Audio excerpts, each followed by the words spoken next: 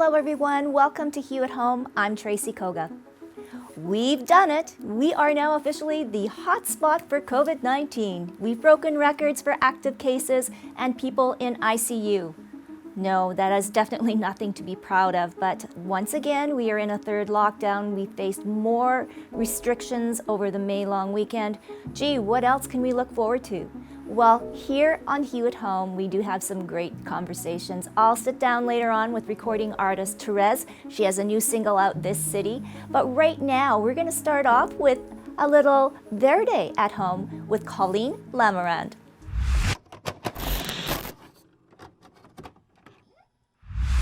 Well, some say your hairstylist is your best friend, and it has been forever, it feels like, Colleen, since we've been able to be together in a hair salon.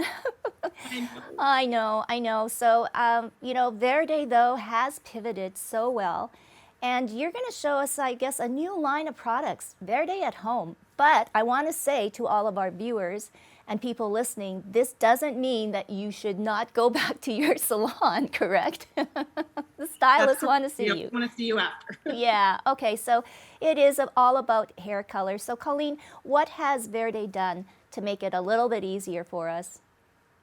Well, it's been a few shutdowns now, and we've had quite a few of our guests reaching out and letting us know, like, you know what, I'm still on Zoom calls and I'm still seeing, my family, and what can I do about my hair? And we really wanted to make sure that we could provide them with something, that makes them feel good, that covers their grays or gives them a little bit of tone or shine.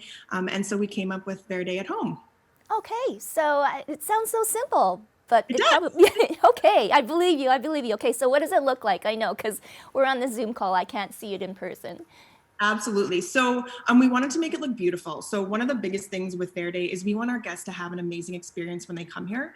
And so we wanted to make sure we could kind of transfer that amazing experience for them when they take their color home. Because to us, maybe it seems like a simple thing putting a color on, but it can be really stressful for people.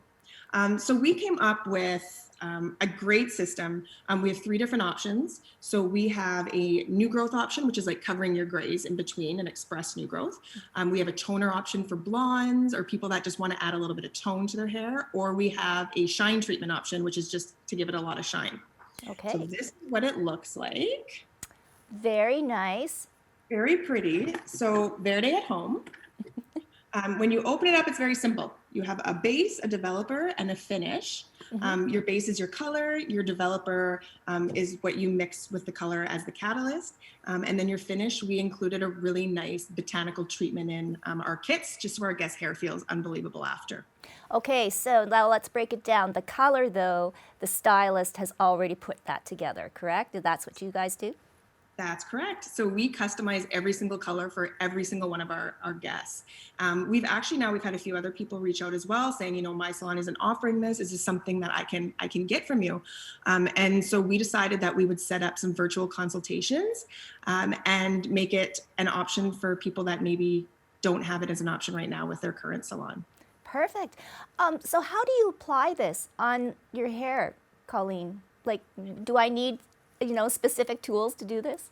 You know what? Absolutely. But we also supply that as well. So a lot of take-home color kits have disposable, gloves and brushes and that sort of thing. It was really important to us because we are all about the environment and we want to make sure we're not putting a whole bunch of waste out there. So we created something called a starter kit. I'm just going to grab this here. So this is our starter kit. So in it, we have gloves that are reusable. We have a comb, a cape, a whisk, a towel, your very own Verde branded clips, and also a color brush in it. So that's something that can be reused when needed. And right now it's actually complimentary with any color kit. Okay, this sounds fabulous. I just now need someone to actually apply it for me, but yeah, so I guess, moving on, is this going to be the new norm, Colleen? I think it's going to be a combination of things. There is never going to be anything that replaces the experience that people have when they go into their hairstylist, or at least there shouldn't be. If there is, there's something wrong. But I think it's something that can work really well in tandem, like a touch up in between. I have guests that are coming in, every 4 weeks and they want to be coming in every 2 weeks, but they just don't have the time. So this is an option for them. They can take it home in between. And the nice thing is I'm going to bring this microwave looking contraption out here. So we use this.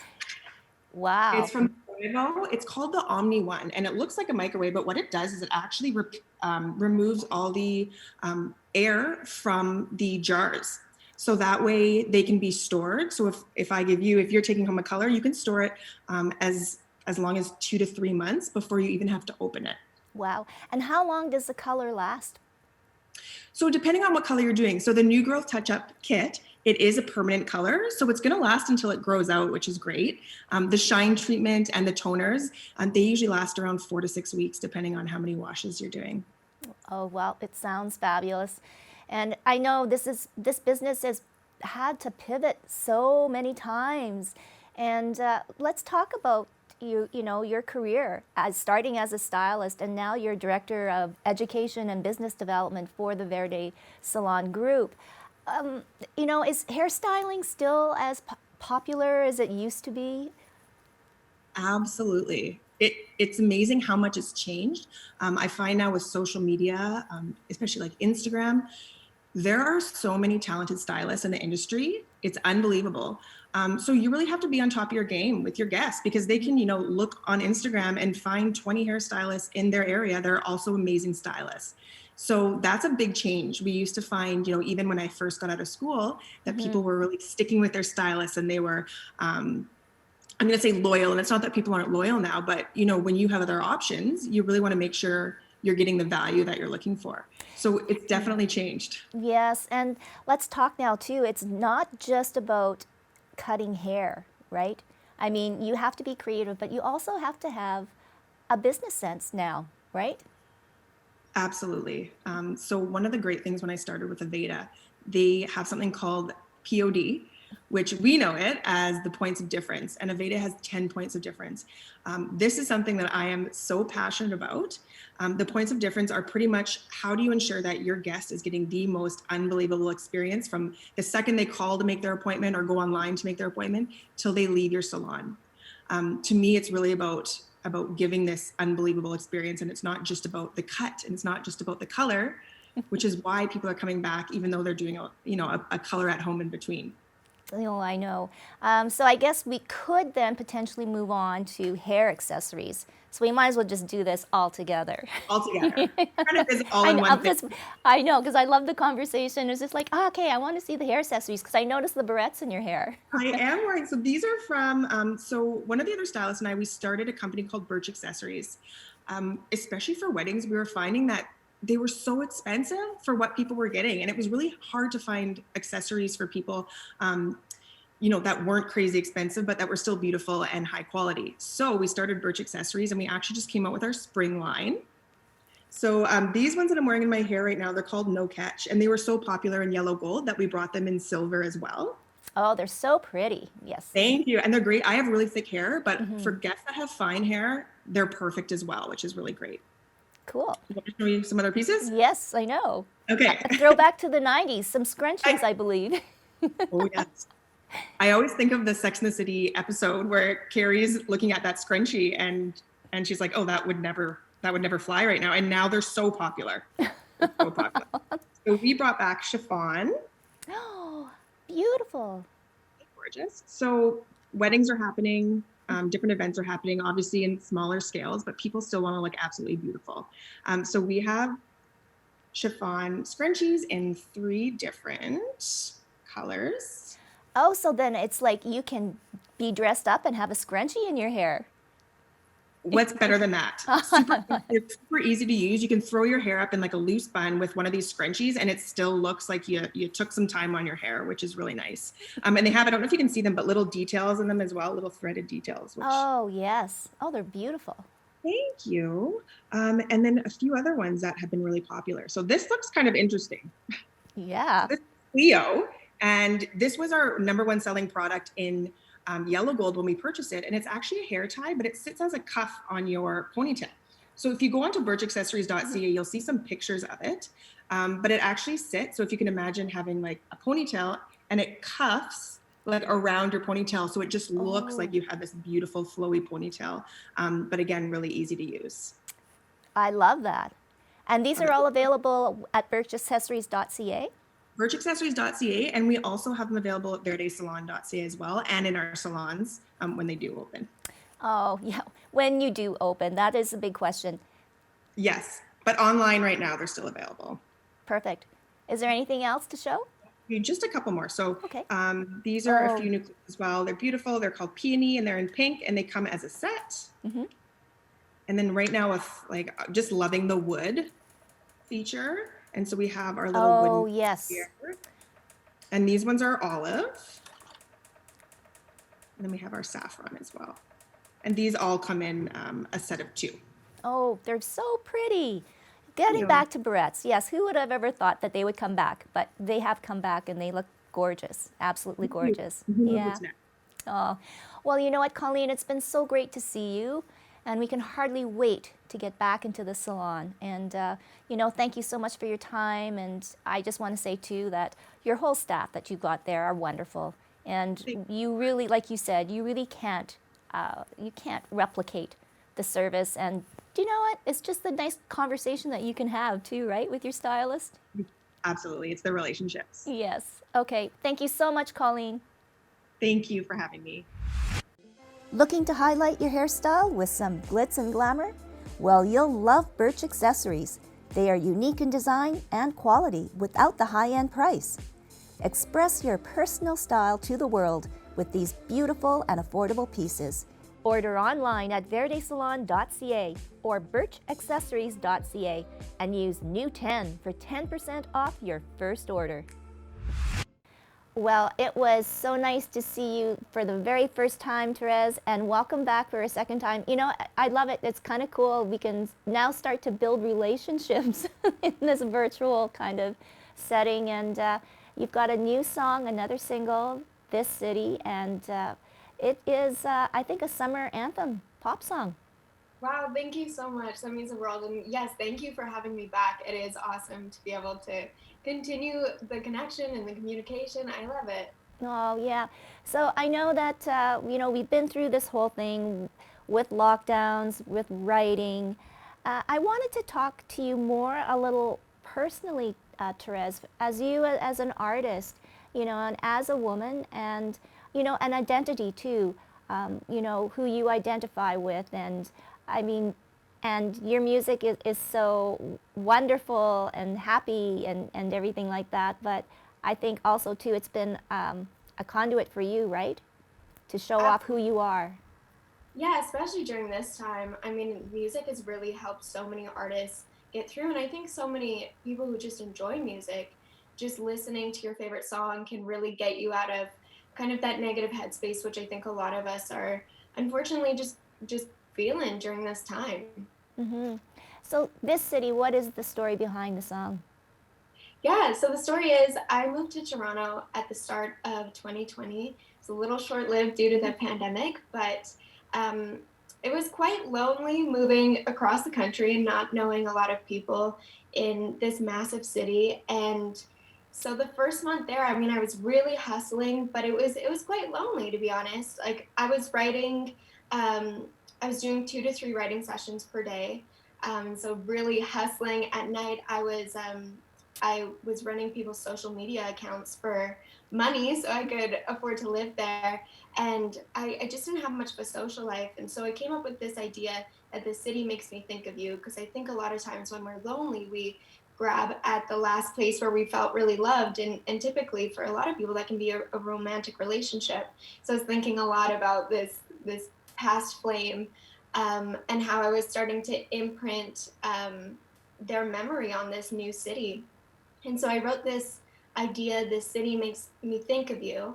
And I was finally, after hustling in Toronto, I was invited to write at what's called a song camp. So it is like the most literal version of musical chairs, where a studio will invite a whole bunch of creatives, so producers, artists, songwriters, and you all break off into rooms, you write a song, and then you all switch up rooms and write another song and just keep doing it until you run out of time.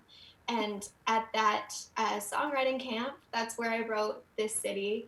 And it was the most fun writing session I've ever done. I still have videos from that day where we're like jumping on the couches and the producer was spinning in his swivel chair, like standing on top of it, because we were just having so much fun and just so resonated with what we were creating. And I realized that I was not the only lonely person in the room, and that was such a shifting point for not only my music but my time in Toronto, because I was able to meet so many people through this opportunity.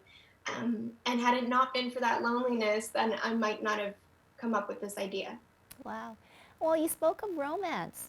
So, what is, well, I guess, yeah, what is romance right now during a pandemic and not in isolation? But for you, what is romantic for you? Romantic. I mean, right now my romance life is at a standstill. Um, but I'm getting to do a lot of like personal growth, and I have a little dog, so we've been bonding. I got her partway through COVID, so we've gotten quite close during that. But um, I think romance, I think it's always like a shifting definition. When I was younger, when I was around 16, kind of that age where people or where women can be considered boy crazy, um, I would joke that I was just doing research for writing, that I'm just doing research.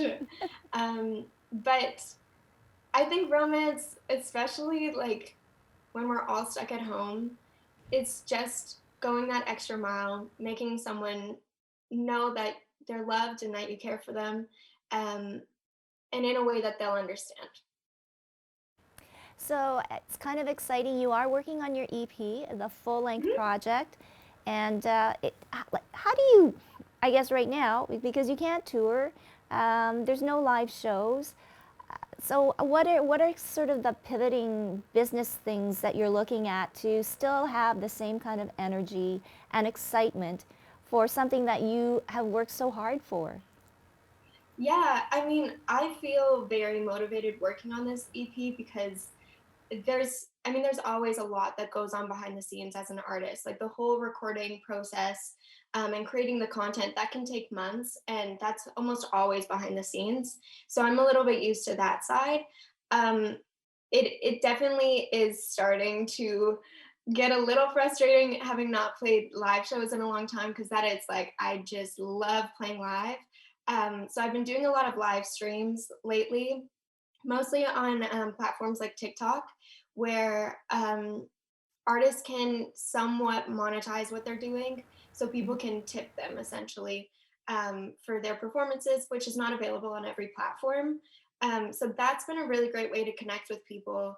And it's really cool when you're on a live stream because you can be like, where are you guys from? What time is it where you Yeah, are? There's yeah. people from all around the world, which is really fun. And there's always interesting conversations. And I think that is a really excellent way too for people who love to go to concerts to get a little bit of that social interaction in. But social media is really, I mean, anything digital right now is really, really kind of what artists are having to resort to, and there's not a lot of options for what we can do to Mhm. promote music in a safe way where everyone's safe and healthy. Um, but also in a way where we can really truly showcase our talents, because a live stream doesn't always capture all of that. Well, and plus it's hard to get your band and everything behind you too as well. But I guess moving on into the future and the future of music, I think the music industry is going to go or is going through a change, right? Correct? And how important, is it, Terez, to really have that social media presence? And how hard it is to keep that up. Yeah. Um, I think it's quite important. I've actually through this time I've done a lot of educational programs, mostly in partnership with RBC and SOCAN and Launchpad in Toronto. And it's always interesting because there's a lot of different perspectives on this. Mhm. And so some people will say that it's not as important. And I think you have to find like your own definition of it and your own approach with it, because the way that I approach it is not the same way that might work for every other artist. But I think it is really important because it's, especially right now, it's very hard to really grow your audience without live shows. And as I mentioned with the live streaming, I mean, I'm able to live stream and perform for people all around the world all at one time. So that's a really excellent way to grow your audience. I think too, what's happening with the music industry is with social media, it's so saturated because everyone has access. If they love to sing, they can start posting singing videos. Maybe one takes off and they're kind of off to the races. And so it is quite saturated. And so to not partake in social media, you're kind of missing a big piece of some people. That's their whole approach to music. It's just social media. And it seems to work for them. But again, I think you need to find something that's authentic to you. I don't think that forcing it is the way to go at all. But maybe documenting what it's like in the studio, what it's like to do an interview or whatever it might be a more authentic approach for people. But I think with so much saturation on social media, people are really yearning for authenticity, and you can get sniffed out really quick if you're playing a facade. Oh, well, and I love that you use that word authenticity because I was going to ask you how much of yourself do you put out there on social media, right? You got to Yeah, leave a little bit of personal stuff. definitely. Well, yeah, and it's partly having privacy, but also partly a safety issue. Is like I think when you are out on social media, you need to be very mindful of what information you are putting out that could indicate your location, your address, your phone number. I'm always mindful because I'll show my dog on live stream, and I'm always mindful of her dog tag because I'm so scared it's gonna flip over and show my phone number. But I also don't want to put someone else's phone number on her dog No, tag no. for the bits. But yeah, it's finding a balance and being cautious. Like it is still marketing, it's still a branding move. And I mean, with any business, you don't put everything out on the forefront.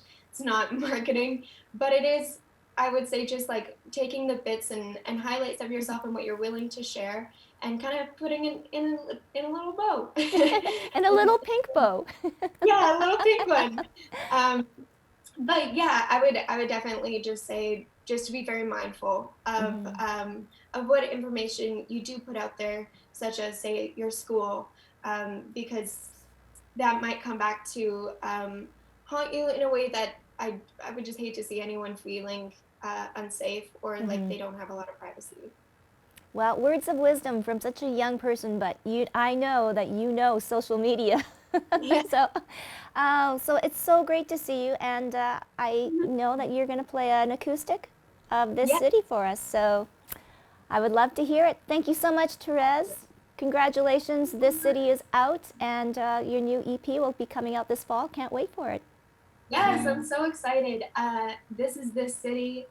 I don't think I've played it acoustic before, so you guys are gonna get a cool little sneak peek. Okay. I never run into you, but I guess that I don't try to. No, no. Been a month or two, but I don't wanna remind you. I figured that you see me online. I figured that you give me a sign. If I was in the back of your mind, you just denied. Concrete heartbeat. I need some love. I need some love. Street lights, midnight. Now I call you up. I call you up. 'Cause this city makes me think of you when I'm on my own. It's so new, except for you, and you feel like home. You feel like home, yeah. I know it's been some time, hey, since you had my body. I'm trying to light a fire. I'm just feeling hella lonely.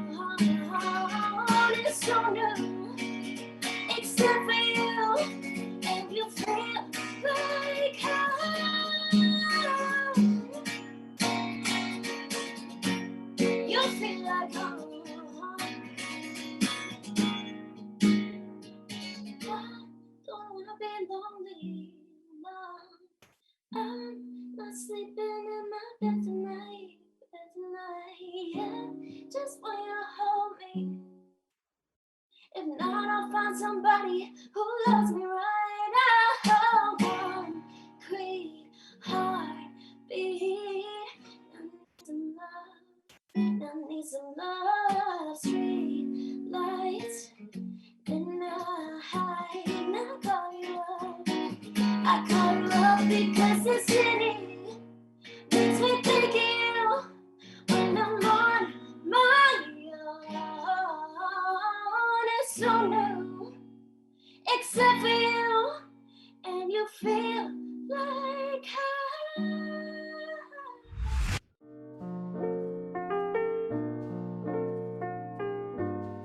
Girl, you know what's up. Ooh, say what, say what, say what.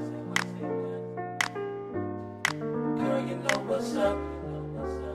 Ooh, say what, say what, say what. Girl, you know what's up. I'm digging you. I'm hitting you. Girl, you know what's up. Say I'm digging you. And I'm holding you. Tell me what's up. Tell me what's up.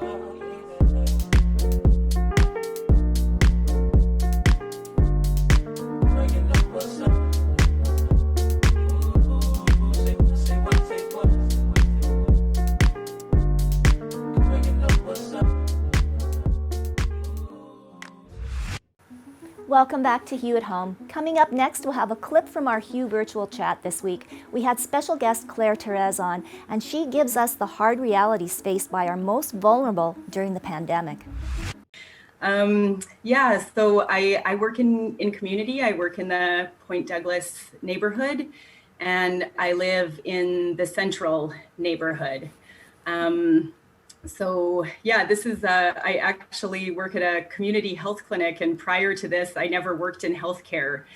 So this was pretty huge. I started working in healthcare and a pandemic hit. So it's been a pretty extraordinary thing to experience.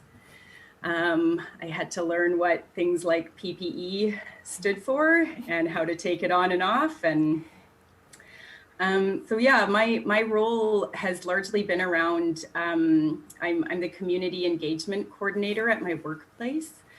And my role is largely around volunteer services and really supporting programs within the clinic in engaging with community and being able to connect with community. So obviously my role drastically changed when the pandemic hit. And yeah, it's obviously been a really hard time for everybody, but we know that there are those that are experiencing this pandemic in a completely different way. So even as far as things like being told to stay at home, and we know that that is not actually possible for those that are unhoused or have precarious housing, or have situations where their housing is not safe. So we know that even that that thing that we're all told is not possible for everyone. So yeah, I think that, sorry, I feel like I might rant here a little bit. Do you want me to start with anything specific? Well, yeah, I guess maybe like, you know, the things that are very critical to these communities right now, what would they be? And what have you sort of seen like through all these past almost year and a half now? Mm-hmm. Yeah, so I think like overwhelmingly we have been focused on a very on physical safety, right? So how do we keep each other safe from COVID-19? And that means you know, making sure that we're not close together, that we're not gathering, that we're wearing face masks, that we're practicing good hand sanitation, all of those things. And of course, those things as well are not possible for everyone.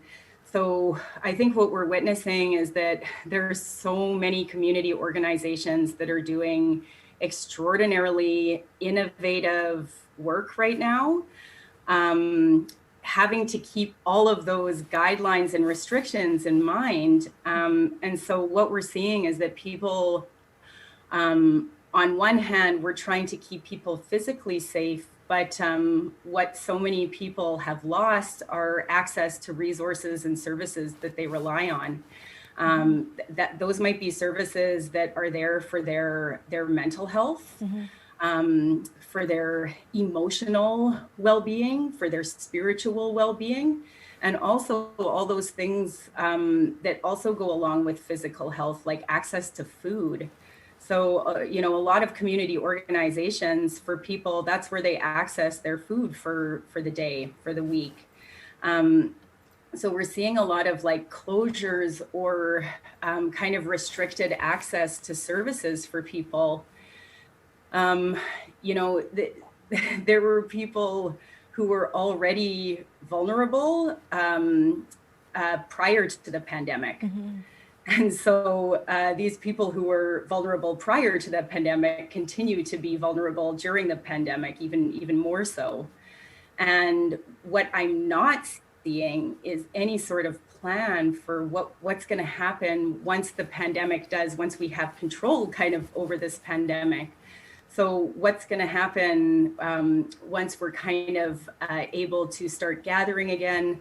I think that we're going to find that a light has been shone on these inequities in our city, in our province, globally.